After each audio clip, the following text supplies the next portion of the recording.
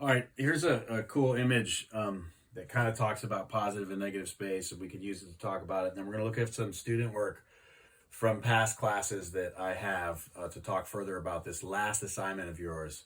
Um, Fall term, you're going to want to turn these in or get them built before Thanksgiving so they can dry and we can drop them off like that first week of December. All right. In the spring term, it's going to be before May really. So, that we could get these things dry and, but we'll talk about that. Try to get everything made, right? Getting things made gives you credit for them. Whether you can get them dropped off, we can get them fired. That's the next step. But first, you got to get it made. So remember, this assignment is about working with positive material and then also really considering how the negative space is left or created and how that also impacts the viewer, right? So we want equal impact to the viewer, right? With both the negative space and the positive space. So, here you can see, especially if we look at the chair, right? The positive material is a chair. The negative, which is they're using delineated space here, right? It looks like a stack of books and it also looks like a bird.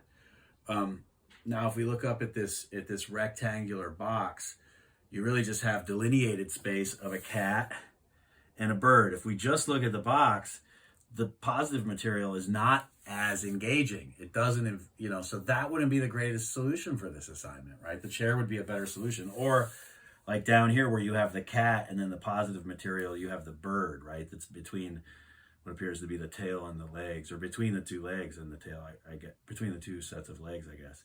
So this is a good example of delineated space, right? Where they're cutting out silhouettes from positive material.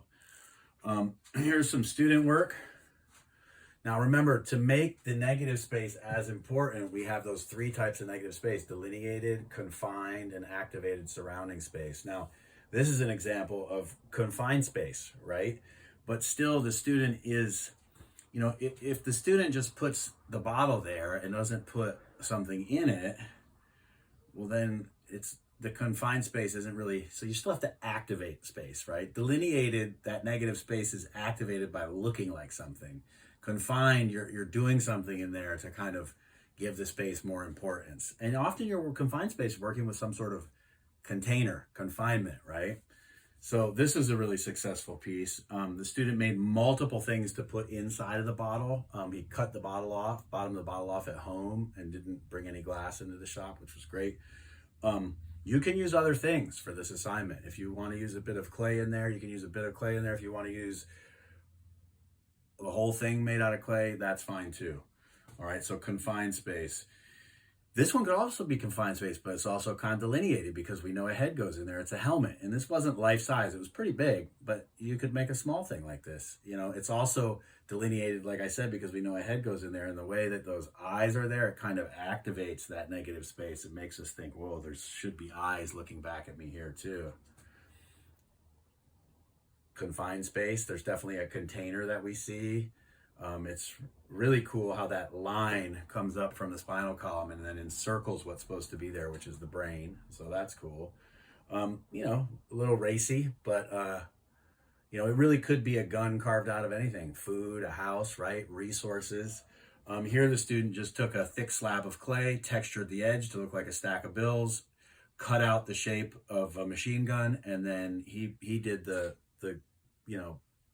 cutting out of the money and the gluing the money on at home. But it's a nice piece. Here, maybe not as successful, trying to get a handbag or talk about leather goods making out of a cow. Again, these are delineated, right?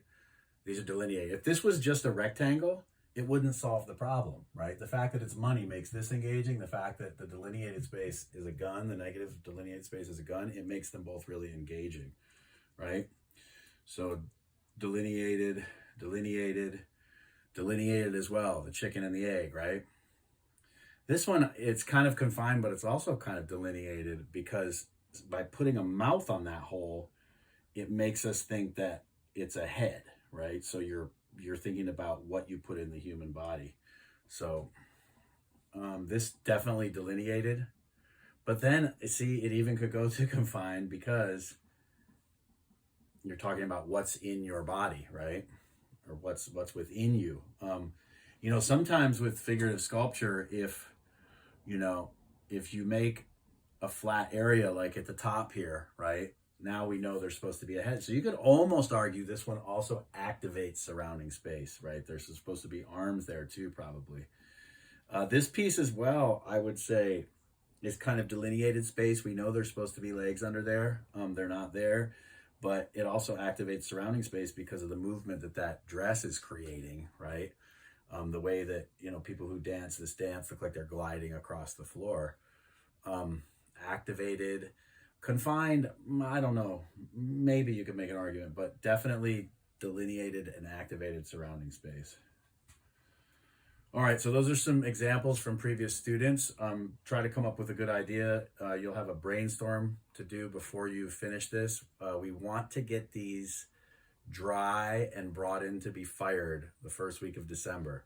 Now look, if you don't have time to bring it in during that week, I'm not going to be able to necessarily get it fired and photographed for you before the end of the term. But that's fine. It's so much better if you make the piece regardless so that we get credit for making the piece. All right, you guys are doing great.